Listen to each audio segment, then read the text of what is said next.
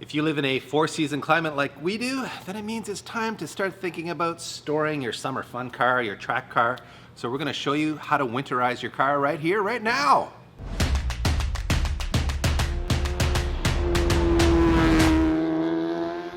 It's a sad day when you got to put away your sports car, especially as one as much fun as the Badass 2000, but that day has come.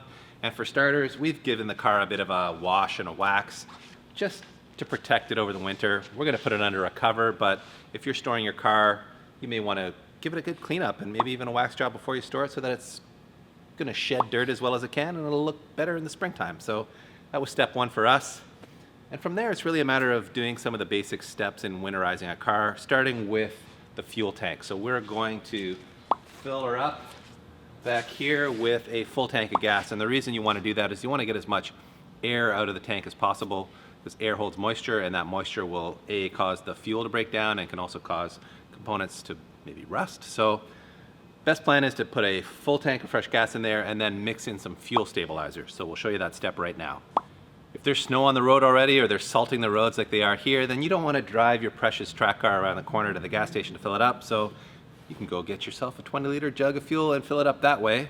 And one advantage of doing that is that you could add your stabilizer into the jug and give it a slosh around and mix it up. But we're just going to go straight into the tank since we've already got a full tank of gas. This is obviously your fuel stabilizer. There's instructions on the bottle how much you need to add per liter. In this case, I believe it's, gosh, I need my glasses, Peter. It's 30 milliliters per every 10 liters of fuel. So for a full tank, we need 120 mil. It's got this handy little measuring device here. I think I got to take that off and then squeeze it to fill it up. So there's our 30 mil or so. So I got to put 4 of those in the tank to treat that whole tank of fuel, just like this. Once you've added stabilizer into the fuel, it's always a good idea to start the car up and run the motor for a little bit to circulate that stabilized fuel throughout the whole fuel system so that you don't end up with a non-stabilized fuel living in the fuel rail or anything like that. So we're gonna fire her up here. Let's let her run for, I don't know, 30 seconds or so, just to circulate the fuel, and then we'll call this part of the job good, which, by the way, raises an interesting question about whether or not to start the car up intermittently during its storage period. So should we, for example, come and start the S2000 up every 2 weeks or every month just to kind of keep the engine lubricated and so on? And frankly, I don't think there's any right or wrong answer there. There's different theories on what's best. I'm a believer in cold starts being hard on a motor. That's not really debatable.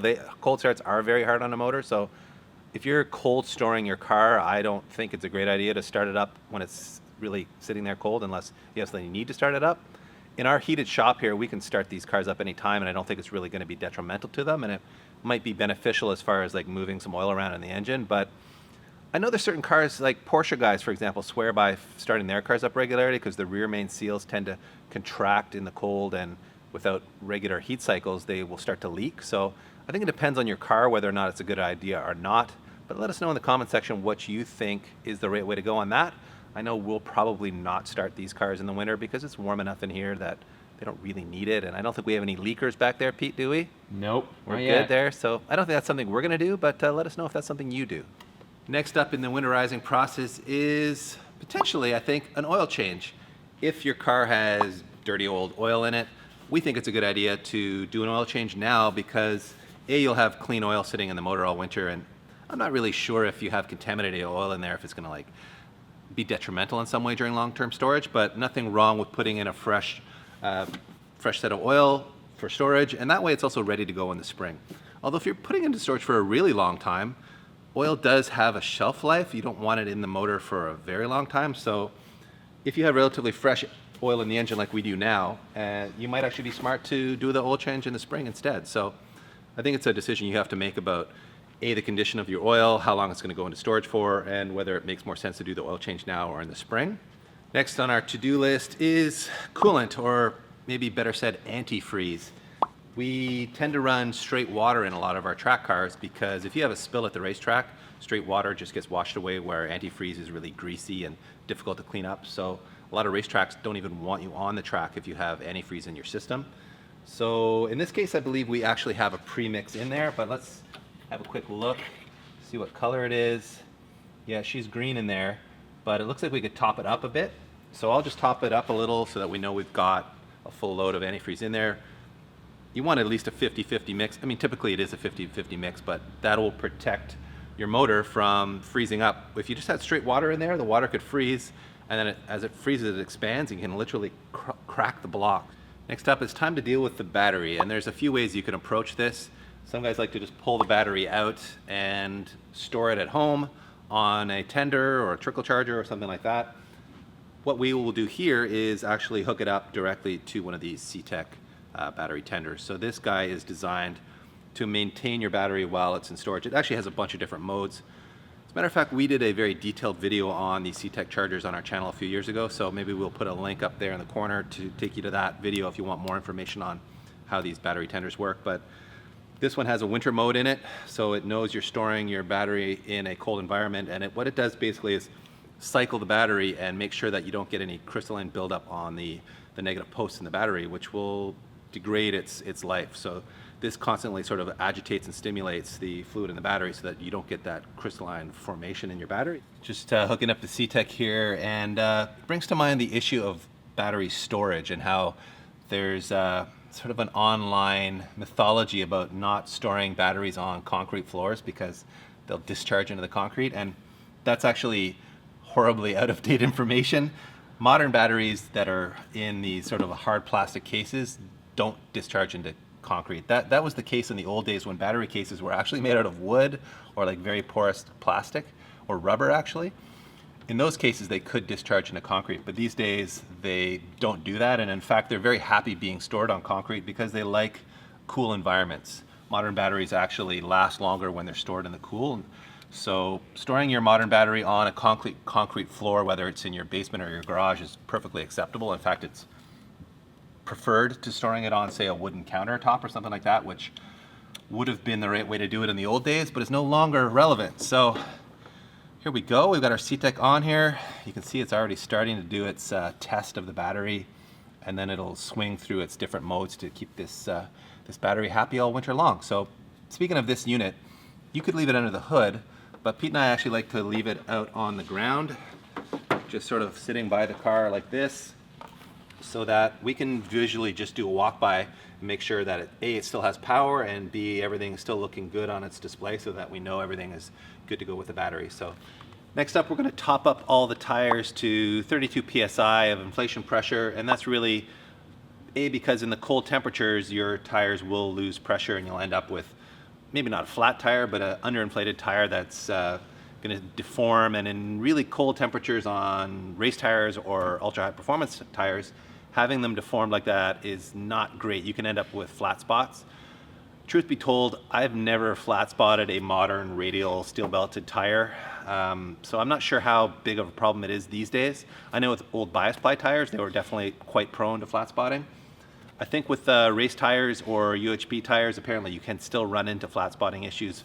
Normally they're temporary, so in the springtime when you roll the car out here, you may notice the tire seems kind of out of round, but once you put some temperature into them, they'll kind of rebound to their original shape. But apparently it's still something to maybe be concerned with race tires or UHP tires, so we're going to top them up just to be on the safe side. You can see on our fancy stacked digital gauge here that we're at 26 psi. That's quite low because at the racetrack they would have built a lot of pressure, and we brought them back down to keep them in the right pressure range at the track, and now we've got low pressure. So we'll top them up to 32 psi. Do that on all four corners, and then we will move on to the next step. By the way, the whole flat spotting of tire issues raises the point of potentially storing your car on jack stands. If you're really concerned about flat spotting, maybe you're storing your car on race tires or something like that, and you don't want to run into flat spotting those over the winter, then you can always throw it up on jack stands. That'll take all the load obviously off the wheels and tires and off the suspension too, which isn't necessarily a bad thing. So if you've got the room and the ability to store your car on jack stands, then I would say go ahead and do that. Just doing a quick check in all the door pockets and center console, and if there was a glove box, I'd be checking that too, because when you put your car away for storage, the last thing you want to do is leave something in here that you need and then you can't get at it, because if you're storing this car in a barn or somewhere where you're not going to have access to it till springtime, make sure you get your stuff out of here that you're going to want. Your favorite CD, if you still listen to CDs, even though it's 2018 and everything's digital.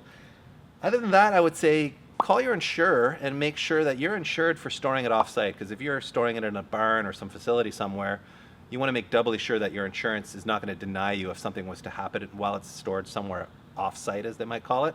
So make sure you're covered. And I think the last thing that I would do is consider putting a box of baking soda to combat any kind of like mustiness, but also maybe keep away vermin. Maybe you guys have some tips about ways you keep mice out of your stored cars.